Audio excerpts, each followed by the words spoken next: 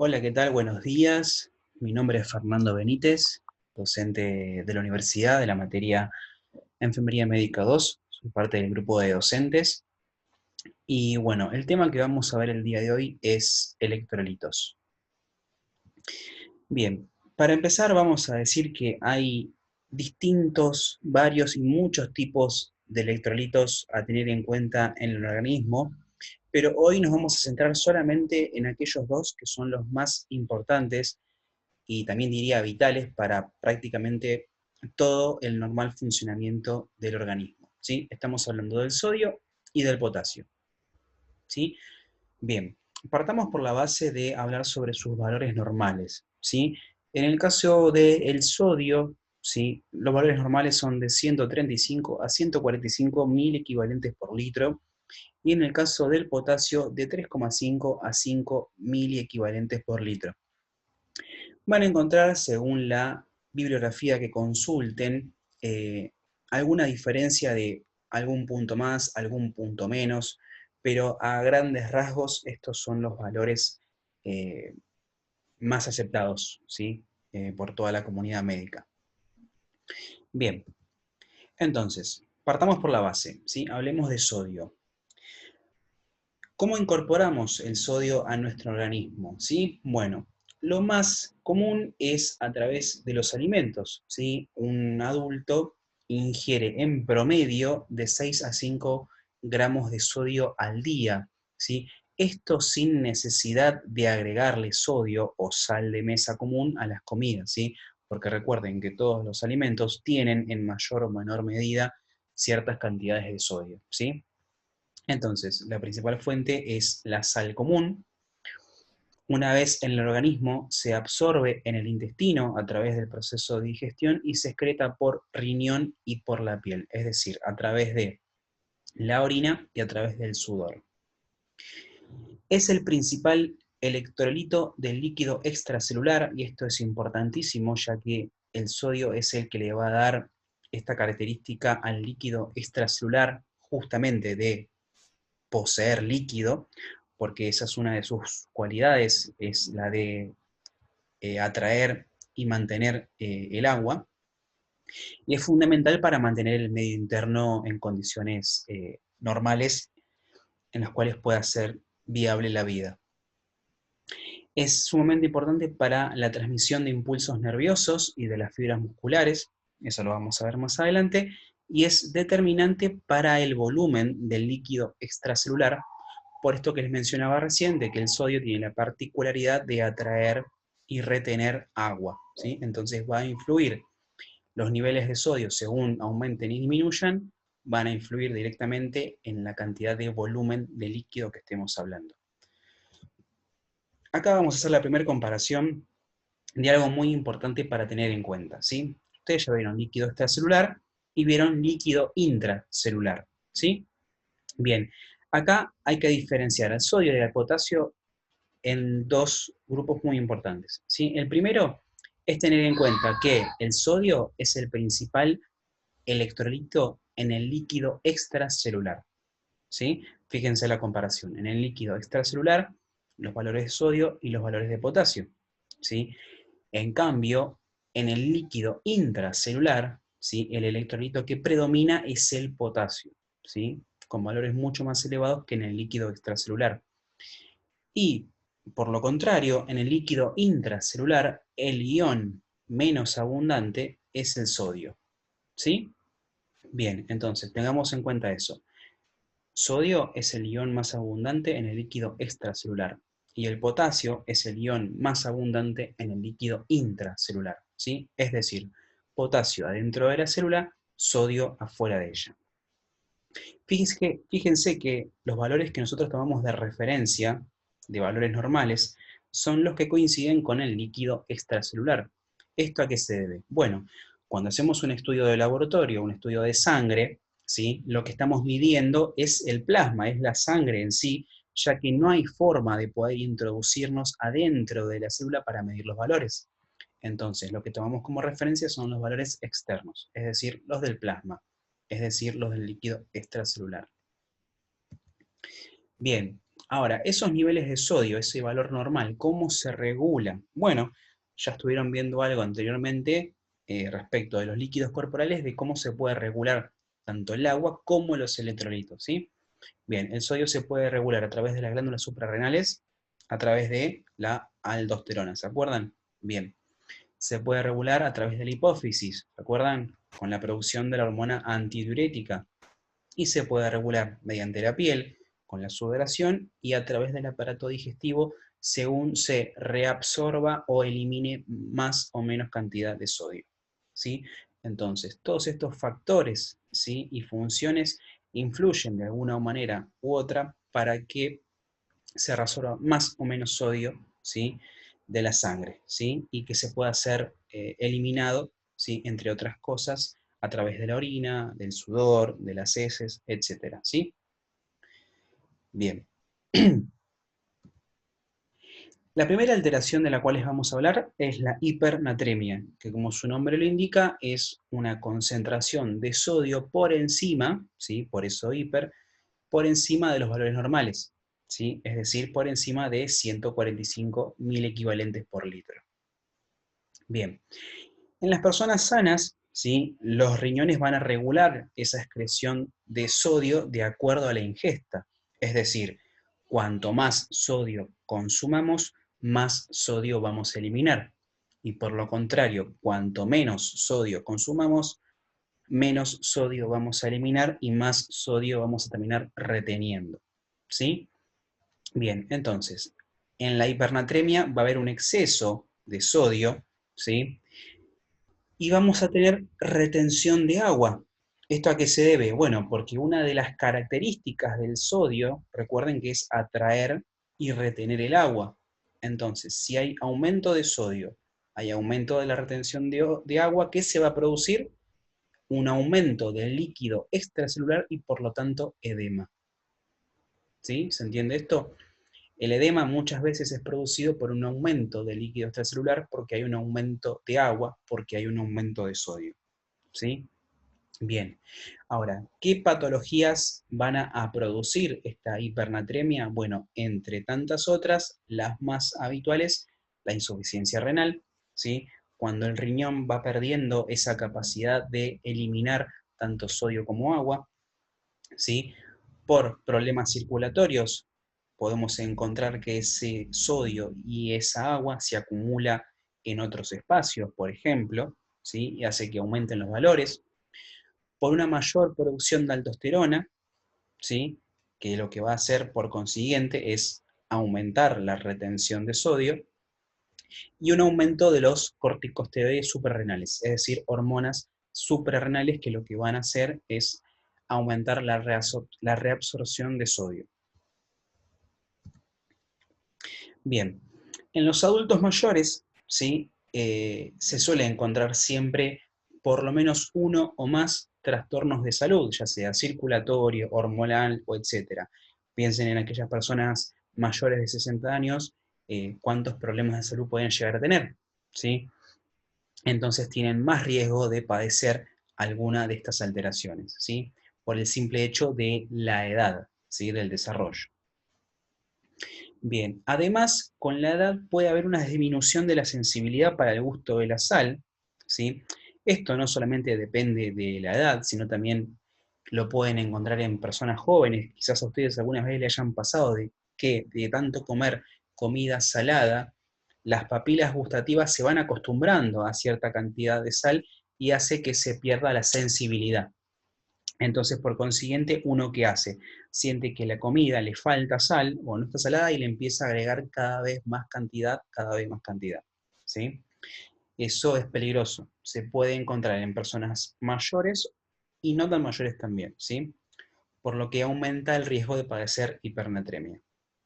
Bien, otro mal de nuestros días es la gran cantidad de alimentos procesados que se consumen que, por, por lo tanto, al estar procesados y envasados o enlatados, para que se conserven, tienen que tener un gran contenido de sodio, ¿sí? Si no, de otra manera se echarían a perder, ¿sí?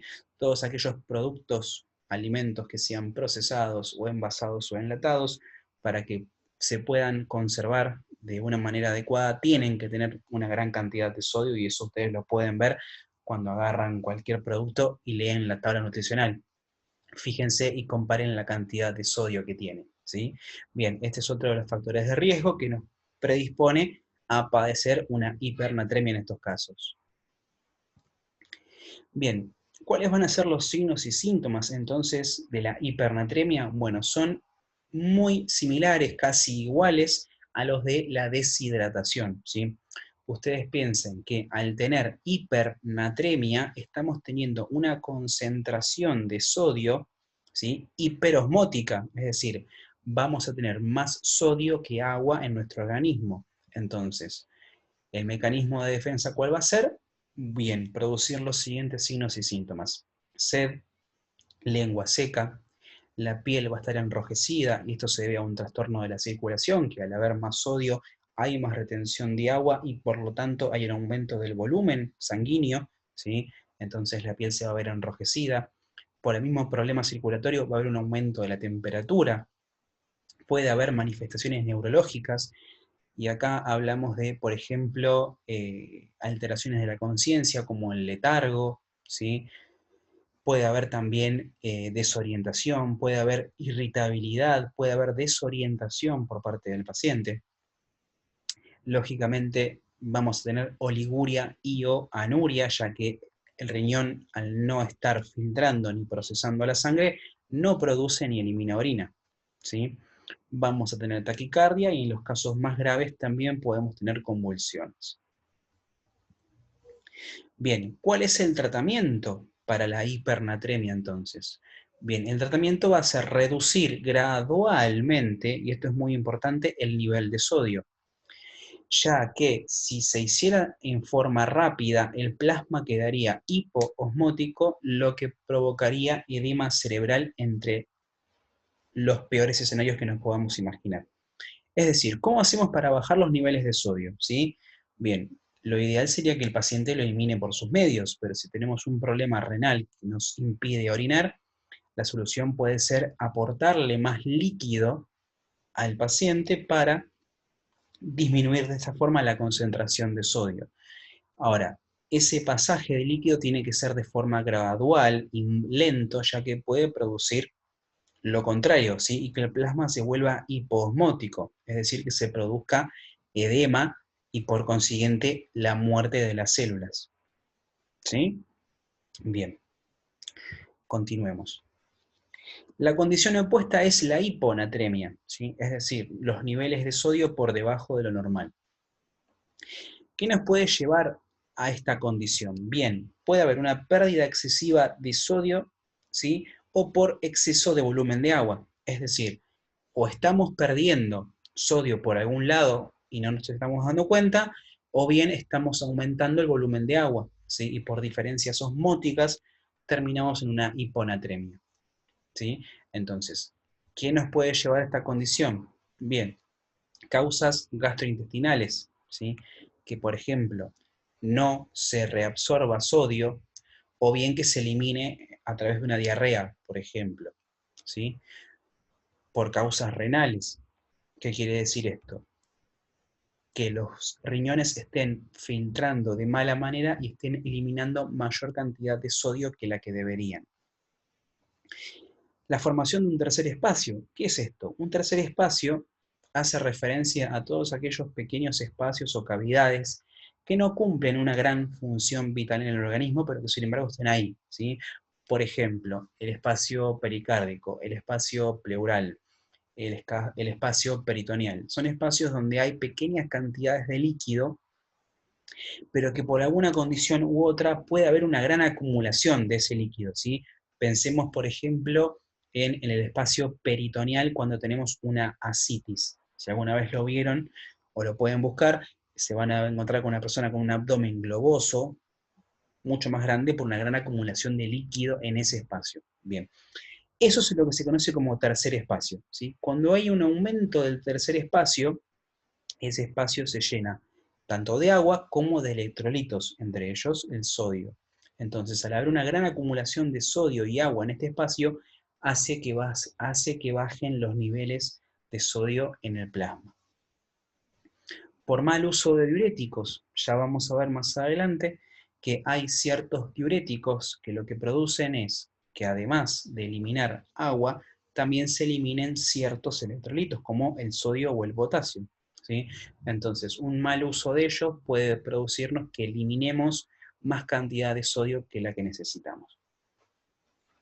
Por una insuficiencia o una deficiencia de aldosterona, ¿sí? Estamos hablando de la actividad suprarrenal. Recuerden que la función de esta hormona era justamente reabsorber el sodio. Entonces, si tenemos una deficiencia o una insuficiencia de esta hormona, lo que va a causar es que juntamente no reabsorbamos sodio y terminemos en una condición de hiponatremia, por ejemplo. ¿Cuáles van a ser los signos y síntomas, entonces, de la hiponatremia?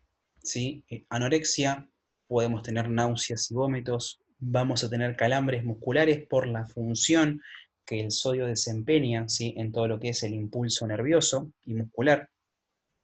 Vamos a tener fatiga y disnea, ¿sí? Puede haber cefaleas, porque también una de las funciones más importantes del sodio es la regulación dentro de lo que es la célula nerviosa, es decir, la célula cerebral, estamos hablando de las neuronas. Puede haber alteraciones de la TA. Recuerden que el sodio, además, otra de las funciones que tenía era retener agua. Entonces, el sodio va a estar ligado a la volemia y por lo tanto a la tensión arterial. A la turgencia de la piel. Van a aparecer, como les decía recién, alteraciones neurológicas. El pulso va a ser rápido, filiforme. Esto es característico, por ejemplo, de la hipotensión. Además, la piel va a estar fría y húmeda, a diferencia de la piel enrojecida, ¿sí? De la hipernatremia. Puede haber oliguria y puede haber cianosis también, ya que esto altera la circulación. Bien, ¿cuál va a ser el tratamiento entonces? En los mejores casos, o en los casos más leves, el tratamiento va a ser la administración de sodio, ya sea por vía oral, por sonda nasogástrica o por vía parenteral, es decir, endovenosa. Y en los casos más graves, ¿sí? Donde tenemos, además de la hiponatremia, un volumen plasmático disminuido, se puede llegar a recurrir a la solución fisiológica, ¿sí? Esto es el suero común que uno conoce, ¿sí? Solución fisiológica. Y en los casos más graves, vamos a recurrir a la solución de cloruro de sodio hipertónico, ¿sí? Como acá vemos en la imagen. Estas son ampollas de 10 mililitros de solución de cloruro de sodio al 20%. La solución fisiológica común, ¿sí? Es decir, el suero común, tiene una concentración del 0,9% y esa solución es isotónica, es decir, tiene la misma concentración que el plasma. En este caso, estas soluciones tienen una concentración de sodio al 20%, ¿sí? Por eso se las conoce como hipertónicas y son las que se utilizan en los casos de hiponatremia severa. Bien, ahora hablemos del potasio, ¿sí? Recordemos que el potasio era el principal electrolito en el espacio intracelular, ¿sí? Es decir, adentro de las células, ¿sí? Por eso acá vemos el ejemplo de la cantidad de potasio presente en el líquido extracelular. Es tan solo un 2%.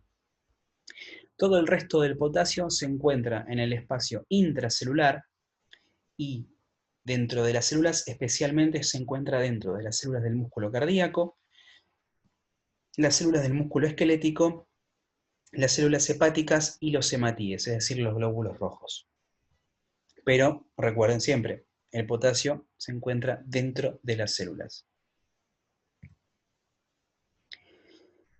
Bien, el riñón, de la misma forma que regula el sodio, también regula el potasio, ¿sí? Junto con la producción de aldosterona, ¿sí? Cada vez que se produce aldosterona se reabsorbe tanto sodio como potasio.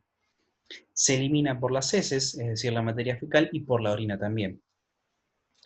Y es esencial, ¿sí? Para el metabolismo celular y especialmente para el control neuromuscular, ¿sí? Cardíaco y del músculo liso. Por eso, más de uno alguna vez lo habrá visto o lo habrá padecido, ¿sí? Que, por ejemplo, después de una actividad física intensa o por bajo consumo de potasio, por ejemplo, ¿qué se suele padecer? Los famosos calambres, ¿sí? Que no son otra cosa más que espasmos musculares que se producen por el déficit de este ion, ¿sí? Ya que cumple una función vital en esto que le hablaba recién, ¿sí? Control neuromuscular y especialmente cardíaco y del músculo liso, ¿sí? Ahora vamos a ver también que las alteraciones del potasio pueden producirnos, entre otras cosas, arritmias, ¿sí? Bien, tanto el sodio como el potasio cumplen una función vital en lo que se conoce como potencial de membrana a través de la famosa y ya conocida bomba sodio-potasio. Como verán, los temas que estamos viendo nos hacen repasar temas ya vistos tanto en química como en fisiología, así que les recomiendo que si hay algo que no logran entender, vuelvan a sus apuntes de estas materias, ¿sí? Tanto de química como de fisiología, ¿sí? Pero bueno, volviendo a lo que les decía, tanto el sodio como el potasio cumplen una función importantísima en esto que se llama potencial de membrana, ¿sí? Que es básicamente lo que hace posible que la célula viva y cumpla sus funciones, ¿sí? Recuerden, entra sodio, sale potasio, ya que el sodio era el principal ion en el extracelular y el potasio en el intracelular, ¿sí? Esto hace posible prácticamente la vida y que cada célula pueda cumplir su función, así que esto es muy importante que lo sepan. Bien, acá una afirmación, la cual no se las voy a detallar porque esto lo van a ver más adelante cuando recuerden, cuando repasen, mejor dicho, cuando veamos medio interno, pero el nivel de potasio va a disminuir en la alcalosis y va a aumentar en la acidosis, ¿sí? Ya que compensa las alteraciones de hidrógeno, ¿sí? Esto simplemente ténganlo en cuenta, cópienlo, ahora no vamos a entrar en este detalle porque es un tema de próximas clases más adelante. Bien, entonces, la primera condición que vamos a tener es la de hiperpotasemia. Como su nombre lo indica, es un aumento del potasio por encima, ¿sí?, de los niveles normales. Esta condición es muy grave, ya que nos puede producir un importante efecto sobre el músculo cardíaco, que es uno de los más importantes, y puede llegar hasta producir un paro cardíaco, ¿sí? Entonces, es muy importante que tengamos en cuenta los niveles de potasio, ¿sí? ¿Qué lo puede causar? Bueno, una enfermedad renal, por ejemplo, la insuficiencia renal. El riñón no filtra, no elimina y los niveles de potasio se van acumulando hasta llegar a esta condición, ¿sí? Diuréticos ahorradores de potasio, ¿sí? Vamos a ver que hay ciertos diuréticos, ¿sí?, que son ahorradores de potasio. ¿Por qué? Los diuréticos es una medicación muy habitual que van a encontrar en casi todos los pacientes, les diría, ¿sí? Ahora, ¿qué pasa? Al producir la diuresis, se eliminan, además de agua, ¿sí?, electrolitos, entre ellos sodio y potasio. Entonces, si yo le produzco diuresis a un paciente, indirectamente le estoy produciendo pérdida, ¿sí?, de electrolitos, sodio y potasio. Entonces, descubrieron que hay algunos diuréticos que, además de producirte la diuresis, te producen un ahorro de potasio. Es decir, se produce la diuresis, el paciente orina, elimina agua, pero no elimina tantas cantidades de potasio, ¿sí? Por eso se los conoce como ahorradores de potasio, ¿sí? Uno de ellos es la espironolactona, ¿sí?, para que tengamos en cuenta.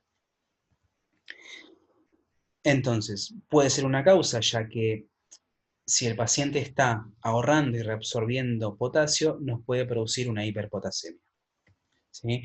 En la diarrea y en los vómitos, ¿sí? ¿Esto por qué se produce? Bueno, en una diarrea o en un vómito el paciente puede eliminar gran cantidad de agua, ¿sí?, y que por consiguiente el líquido extracelular, el plasma, quede, ¿sí?, hiperosmótico, ¿sí? Bien, por deficiencia de esteroides suprarrenales, ¿sí? ¿Se acuerdan las hormonas que producían la eliminación, ¿sí?, de la orina y la diuresis, la producción? Bueno, también puede ser un causante de hiperpotasemia. Traumatismo extenso de los tejidos, ¿sí? y lisis de células malignas por quimioterapia. ¿Esto qué tiene que ver con la hiperpotasemia? Bueno, recuerden, si tenemos, ¿sí?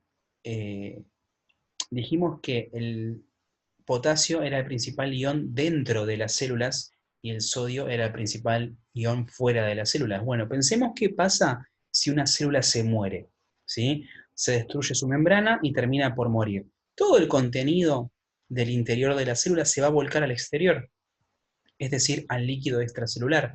Entonces pensemos, en el caso de un trauma grave, ¿sí? Por ejemplo, imaginemos una persona que tiene un accidente de tránsito, ¿sí? Piensen en todos los traumas que se producen en los tejidos, ¿sí? Esos traumas que van a que van a causar la muerte de células, ¿sí? Las células se destruyen y todo su contenido se vuelca al líquido extracelular, ¿sí? Todo este potasio que estaba contenido por la membrana dentro de la célula se va a volcar al exterior y por consiguiente va a causar un aumento de este ion que nos puede causar una hiperpotasemia. Lisis de células malignas por quimioterapia, ¿sí? ¿Qué pasa en aquellos pacientes que padecen, por ejemplo, un cáncer, que son sometidos a quimioterapia? Bueno, la quimioterapia, ¿qué hace? Básicamente mata las células malignas. Y volvemos a lo mismo.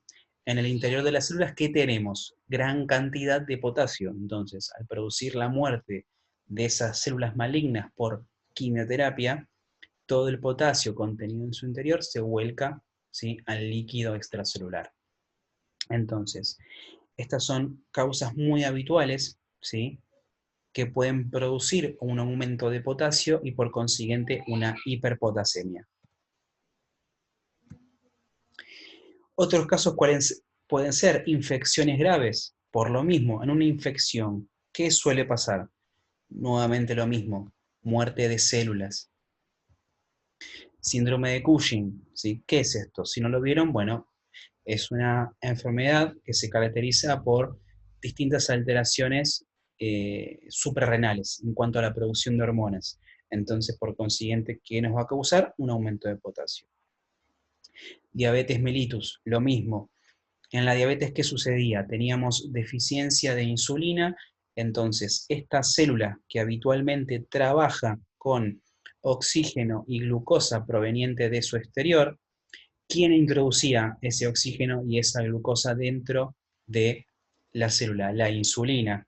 En la diabetes, ¿qué tenemos? Una deficiencia de insulina, entonces no le ingresa el combustible a la célula y por consiguiente la misma muere volcando todo su contenido al exterior, aumentando los niveles de potasio. Ingesta de suplementos orales, ¿sí?, con nivel sérico normal. Hay muchas personas que no tienen problemas ni de sodio ni de potasio, pero que aún así ingieren gran cantidad de suplementos orales y esto los puede llevar a una condición de hiperpotasemia en estos casos, ¿sí? Y por rápida transfusión de sangre, ¿sí? ¿Esto por qué nos puede causar un aumento del potasio?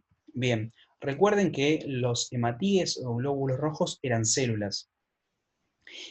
El día de mañana cuando trabajen verán que las transfusiones de sangre suelen hacerse de forma lenta. ¿Y por qué se hacen así? Si las transfusiones de sangre se hacen de forma rápida, lo que va a generar en este flujo es turbulencia, ¿sí? Si esto pasa de manera rápida, lo que se va a generar es una gran cantidad de turbulencia.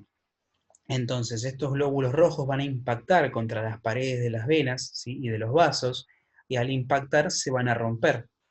Y recuerden, si los glóbulos rojos eran células y estas mismas se rompen, lo que hacen es liberar todo su contenido al exterior. Por eso, una transfusión de sangre hecha de forma rápida es peligrosa, porque nos puede causar una hiperpotasemia en estos casos. Otras alteraciones, y diríamos de las más importantes y peligrosas de la hiperpotasemia, son las alteraciones del ECG, ¿sí?, del electrocardiograma. En él vamos a ver ondas T altas y picudas, podemos encontrar prolongaciones del intervalo PR, puede haber una ampliación del complejo QRS, puede haber un acortamiento del intervalo QT, puede desaparecer la onda P y puede haber arritmia ventricular, es decir, fibrilación ventricular, taquicardia ventricular o paro cardíaco, ¿sí? Estos temas, si no los tienen muy claros todavía, quédense tranquilos porque los van a terminar de entender cuando veamos ECG, ¿sí? Pero bien, una de las principales características, como les decía recién, ¿sí?, de la hipercalemia o de la hiperpotasemia es la onda T picuda, ¿sí? En este gráfico está bien exagerado, ¿sí? Pero cuando ustedes encuentren algo así, una onda T bien picuda, esto puede ser un signo de hipercalemia, ¿sí? Además, ¿qué decíamos que podíamos encontrar? Una prolongación del intervalo PR, ¿sí? Repasemos la onda. P, Q, R, S, T, ¿sí? Intervalo P, ¿sí? R alargado. Es decir, el espacio que va desde esta onda hasta esta se va a prolongar, se va a hacer más largo. Se va a ampliar en complejo QRS. ¿Cuál es el complejo QRS? Bueno, este, QRS. Este intervalo se va a ampliar, se va a ensanchar. Se va a acortar, perdón, el intervalo QT, ¿sí? ¿Cuál es el intervalo QT? QT. Es decir, esta onda y esta onda van a estar más pegaditas, porque se va a acortar ese intervalo. Va a desaparecer la onda P, o mejor dicho, puede llegar a desaparecer la onda P, o más bien aplanarse. Y bueno, como les decíamos, en los peores casos puede haber arritmia ventricular y paro cardíaco. ¿Qué otros síntomas puede presentar la hiperpotasemia? Debilidad muscular, puede haber náuseas, puede haber diarreas y puede haber cólicos, ¿sí? Todo esto, ¿sí?, recuerden, por la función neuromuscular que desempeñaba este electrolito. ¿Cuál va a ser el tratamiento? Bien, en los casos más urgentes, ¿sí?, más graves, se va a utilizar gluconato del calcio. ¿Esto qué es? Bueno, básicamente el gluconato de calcio es el antagonista, ¿sí?, del potasio. ¿Qué quiere decir? El que le va a producir el efecto opuesto o lo va a anular o a inhibir. Es decir, cuando tenemos valores muy elevados de potasio, se administra gluconato de calcio como antagonista para revertir sus efectos. Se puede utilizar una solución polarizante, ¿sí? ¿Esto qué es? Bien, una solución polarizante es una solución que se prepara con insulina y dextrosa, ¿sí?, al 10% en este caso. La dextrosa, que es isotónica, es al 5%, es decir, acá estamos con dextrosa hipertónica. ¿Esto para qué se hace? Bien, recordemos que el potasio era el principal ion en el líquido intracelular. Entonces, en una hiperpotasemia, todo ese potasio, ¿dónde está? No está dentro de la célula, está fuera. Entonces, lo que hay que hacer es volver a introducirlo dentro de la célula. Ahora bien, ¿cómo lo introducimos? Bien, recordemos la bomba sodio-potasio, ¿sí? En este caso vamos a utilizar dextrosa, que no es otra cosa más que glucosa, e insulina, ¿sí? ¿Qué función va a cumplir? Bien, la insulina lo que va a hacer es introducir esta dextrosa dentro de la célula para que consigo arrastre a todo ese potasio que se encuentra fuera de la célula hacia adentro de ella, ¿sí? Y así poder bajar los niveles de potasio. Otro de los tratamientos que se suele utilizar son los diuréticos, ¿sí? ¿Y esto por qué? Bien, recuerden que el efecto de los diuréticos, además de eliminar agua, ¿sí?, se llevan consigo, ¿sí?, gran cantidad de electrolitos, ¿sí? En este caso, por ejemplo, el diurético más conocido y más usado es la furosemida, que produce como efecto secundario, ¿sí?, una disminución de los niveles de potasio. Pero tengamos en cuenta que estas son todas soluciones transitorias, es decir, el gluconato de calcio, la solución polarizante, los diuréticos, son todas soluciones que nos van a disminuir el nivel de potasio, al menos por un tiempo, ¿sí? Pero entonces van a ser necesarias medidas que nos eliminen definitivamente el potasio, y ahí ya estamos hablando de la diálisis, ya sea hemodiálisis o diálisis peritoneal en este caso. ¿sí? Bien. Lo opuesto a la hiperpotasemia es la hipopotasemia, ¿sí? Es decir, los niveles de potasio por debajo de los niveles normales, ¿sí? Es la alteración más frecuente dentro de todas las alteraciones de electrolitos y el uso de diuréticos es la causa más frecuente, ¿sí? Yo les decía que los diuréticos son medicación muy habitual en casi todos los tipos de pacientes, ¿sí? Mismo van a encontrarse con personas que consumen diuréticos sin tenerlo indicado, es decir, sin que sea necesario. Bien, tengan en cuenta que los diuréticos, además de eliminar agua, eliminan gran cantidad de electrolitos. Por eso acá yo le pongo que los diuréticos es la causa más frecuente de esta condición, ¿sí? La siguiente causa es la pérdida gastrointestinal, es decir, a través de un vómito o a través de una diarrea se pueden perder grandes cantidades de potasio que nos lleven a una condición de hipopotasemia. También podemos encontrar la aspiración gástrica, ¿sí? Aquellos pacientes, por ejemplo, que tengan una sonda nasogástrica a débito, ¿sí? Pierden grandes cantidades de potasio. O los drenajes de fístulas. Bien, en estos casos, ¿cuáles van a ser los signos y síntomas? Anorexia, debilidad muscular, ¿sí? Vamos a encontrar también acá calambres, va a haber un pulso débil, va a haber disminución de reflejos, va a haber disminución de ruidos abdominales, puede haber hilio, ¿sí? Puede haber parestesia y cambios en el ECG. Fíjense la cantidad de signos y síntomas que tenemos, porque recuerden que el potasio, ¿dónde se encontraba? Dentro de las células, y dentro de las células, ¿qué tipo de células? La célula cardíaca, la célula hepática, la célula hemática, y principalmente las células musculares, ¿sí? Estábamos hablando de músculo liso y músculo estriado, ¿sí? Por eso una alteración de potasio nos puede producir todas estas alteraciones a nivel del tracto gastrointestinal, ¿sí? Porque recuerden que el músculo del tracto era músculo liso, ¿sí? Entonces no puede causar una alteración en ese músculo. Bien, acá tenemos un comparativo, ¿sí? De la hipercalemia o hiperpotasemia y la hipocalemia o hipopotasemia, ¿sí? En relación al ECG, ¿sí? En la hipercalemia, recuerden, teníamos una onda P chata, aplanada, casi que se borra, teníamos una onda T bien picuda, bien hacia arriba, se iba a prolongar, ¿sí? El intervalo PR y el QRS, ¿se acuerdan? Se iba a acordar el QT, y por lo contrario, en la hipocalemia, ¿sí? La onda P va a estar más picuda, va a estar más notoria, la onda T va a estar aplanada, ¿sí? Y puede llegar a aparecer también una onda U, que no es una onda habitual, ¿sí? Bien, ¿cómo tratamos entonces la hipocalemia? Bien, lo importante acá es tener en cuenta que si tenemos una disminución de potasio, lo que hay que hacer es suministrarlo, ¿sí? Por ejemplo, con alimentos ricos en potasio, ¿sí? Esto es a través de la dieta. Y en los casos más graves y peligrosos, por vía endovenosa, ¿sí? Siempre teniendo en cuenta lo siguiente, en forma lenta y diluido. ¿Por qué?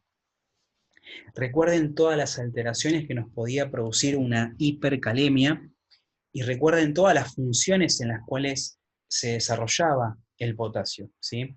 Tenemos entre ellas el impulso cardíaco, por ejemplo, el impulso muscular. Entonces, si administramos potasio de forma muy rápida, podemos producir, entre otras cosas, una arritmia, ¿sí? Entonces, cuando vayamos a administrar potasio en forma endovenosa, siempre recuerden en forma lenta y diluido, ¿sí? Jamás se pasa a potasio en bolo.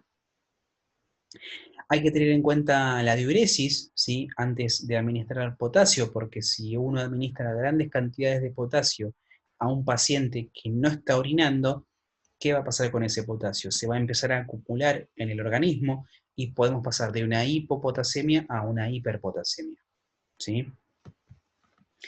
Y hay que tener mucho cuidado, ¿sí? Por ejemplo, con las sales sustitutas, principalmente cuando se toman diuréticos ahorradores de potasio, como vimos recientemente. ¿Sí? Recuerden que había ciertos diuréticos, como la espironolactona, que lo que hacen es ahorrar potasio, es decir, inhiben su secreción y aumentan su reabsorción. Y hay que tener mucho cuidado con estas sales sustitutas, ¿sí?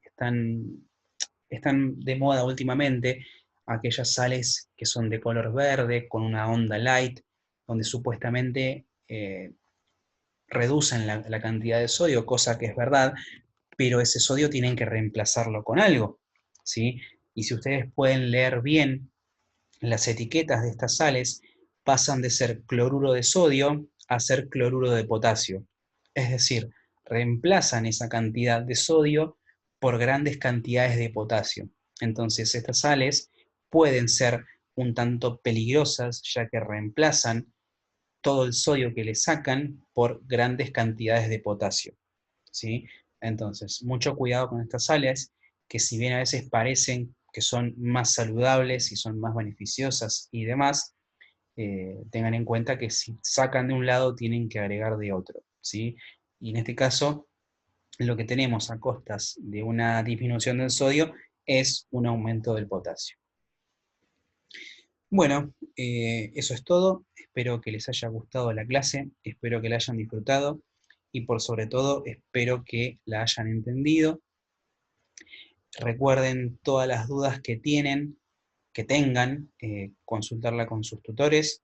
Recuerden consultar también a la bibliografía y recuerden también que tienen las guías de estudio también que los ayudan cuando tienen algún tema por ahí que no logran comprender, ¿sí? Así que bueno, espero que les haya gustado y seguiremos en contacto.